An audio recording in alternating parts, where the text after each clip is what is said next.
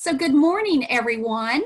We have with us today Dr. Ingrid Mayer. Dr. Mayer serves in a number of roles at Vanderbilt-Ingram Cancer Center.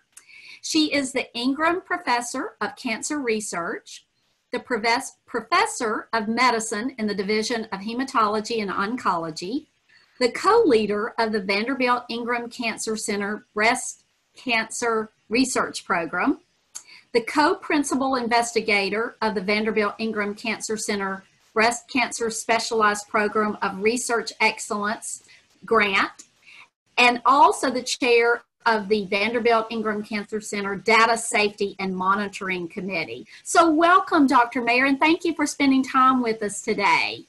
Thank you so much, Dawn. Good to see you. Good to see you. So Komen's research investment has been more than $1 billion since our inception in 1982. And that research is guided by more than 50 leading scientists called Komen Scholars. And Dr. Mayer is one of those scholars. So today we want to talk to her about her specific research. Your Komen-funded research aims at performing genetic profiling of samples from triple-negative breast cancer patients before and after treatment to identify changes that will accurately predict chemotherapy resistance and recurrence. Would you first of all give us a brief overview of what triple-negative breast cancer is, for those that might not know the term, and then tell us a little bit about your specific research? Sure, absolutely. Pleasure to do so. So, breast cancers come in 3 different flavors. To make it simple, there are the ones, most common cancers that are hormone dependent, and they have both estrogen and progesterone receptors. And there's a second kind of breast cancer that we call HER2 positive. They're not as common as the hormone dependent ones. The hormone dependents are like 70% of breast cancers. HER2 positives are about 20% of breast cancers. And then there's a third variety of breast cancers that we call triple negative that are only about 15% of the breast cancers, although they are much more common in certain minorities like African Americans, certain Hispanics, and whatnot. But what's notorious about those cancers is that they lack the estrogen, progesterone, and HER2 receptors, and that's what they call the name triple negative.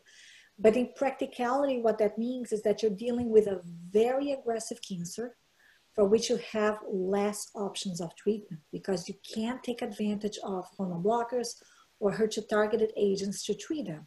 So it's kind of like the worst of both worlds, where you have a very aggressive tumor and less options to treat. Now, in terms of what my research is in this area, we are doing a lot of things here at Vanderbilt, but my particular Komen Scholar project is looking at patients that are very high risk of recurrence of their triple negative cancer. So they're diagnosed already with either stage 2 or stage 3. They undergo chemotherapy before their surgery. We call that neoadjuvant chemotherapy. And the women that once they get to surgery, their cancer disappears altogether. That's great. They have a long-term outcome that is fabulous. But the women that still have residual disease at the time of surgery are still at very high risk of recurrence.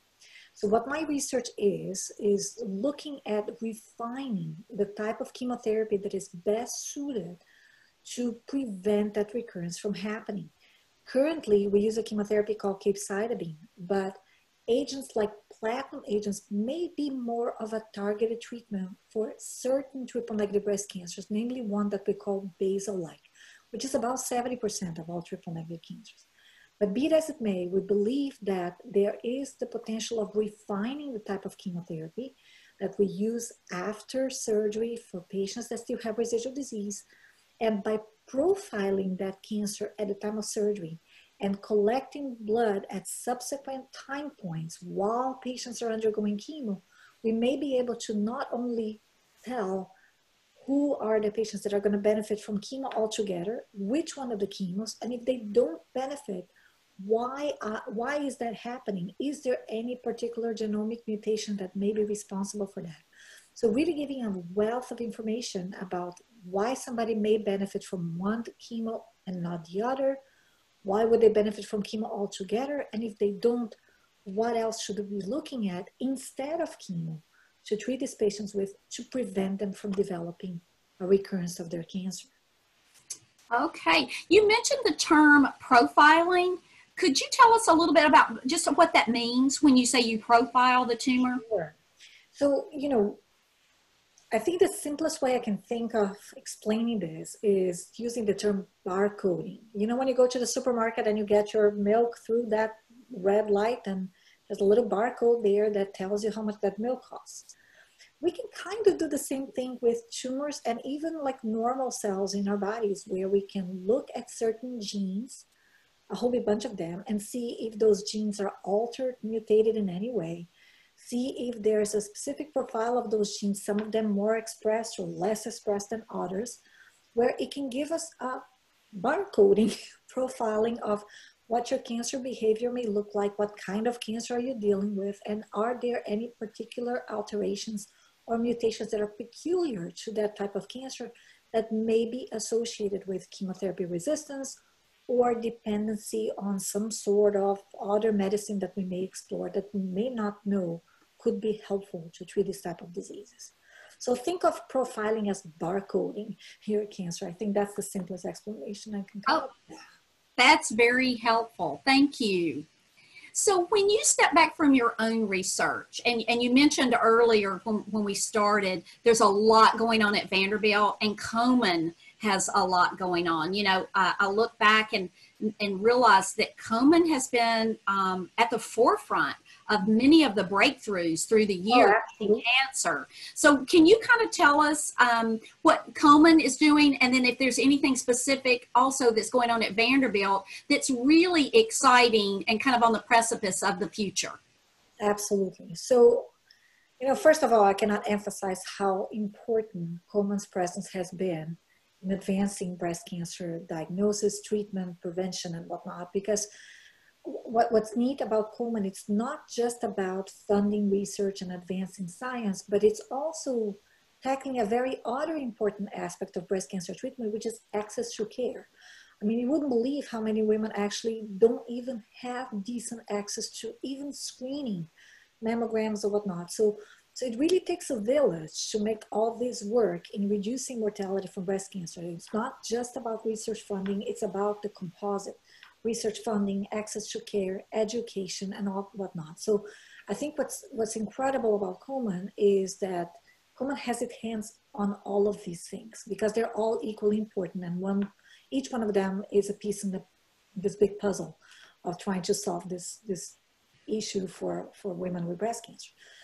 At Vanderbilt in particular, I mean, I'm very fortunate to be a Komen Scholar funded investigator, but I'm not the only one. I mean, we have, as you know, many of you may have heard of Dr. Ben Park, and he's my partner in crime in breast cancer research and my co-leader of the breast cancer program. And speaking of profiling, he's the king of profiling cancers. I mean, his whole deal is profiling tumors and figuring out what to do better in the different subtypes of breast cancer. But the one way he's gone around that is quite unique and nowadays not as novel anymore, but obviously very novel, is being able to do that in the blood, where instead of having to get a biopsy of the cancer itself, you could collect blood where you're looking for teeny tiny pieces of your cancer's DNA that you can then profile without having to resort to a biopsy. So obviously much more comfortable.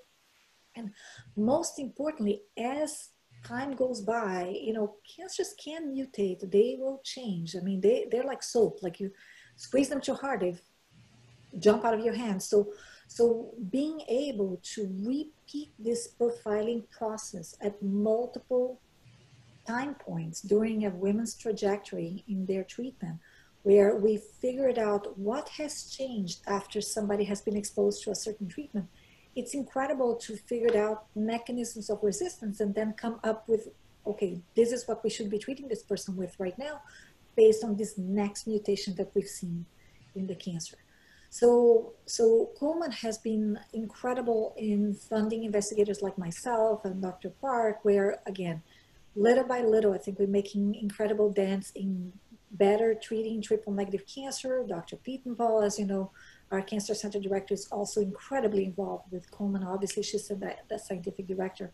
So research funding in terms of immunotherapy and better treatments for triple negative cancer, tumor profiling and whatnot are just one of the few things that Komen really has helped Vanderbilt into advancing the field. But as I said, Komen fortunately has funded not just us, but multiple other investigators throughout the nation and even internationally, where again, people are working in better treatments for estrogen-dependent cancers, HER2-positive cancers, triple-negative cancers. People are working on better diagnosis, prevention, treatment of early disease, treatment of metastatic disease. So I cannot emphasize how important all this funding is, because Komen is willing to take a risk where sometimes a project that is high risk but potentially high yield may not necessarily be funded by other ways. And all of the grants and support that we get from Komen allows us to be creative and think outside the box that one day hopefully will help us hit home run. So. Yeah, you know, I don't know that people realize the role that Komen's played through the years. And I think specifically for Central Tennessee, how fortunate we are to have researchers like yourself and Dr. Park and Dr. Paul and the rest of your team right here in our own backyard. Absolutely. So I think it's very exciting. And I want to, at this time, just first of all, say thank you for sharing your knowledge with us and a little bit about your research. Believe me, if somebody should be thankful, it's us for having Komen support, and again, really allowing us to be in this fight together. So, well, I think that let everybody know too that we're going to be having a research symposium on October 12th that will include you, Dr. Paul, Dr. Park, Dr. Hamilton, and Dr. Burris from Sarah Cannon, and we'll be able to answer probably a lot of different questions, and that will be on October 12th, just to let everybody know. Mark your calendar for 6 p.m. and look for more information to come out. So have a great day, and thank you for taking time again. We appreciate it. Thank you so much, Dawn. And again, thank Komen for all you all do for us and for women and men out there that may be battling breast cancer. So. Well, it's one of the reasons we raise the money we do to go to research. Thank you. Thank you.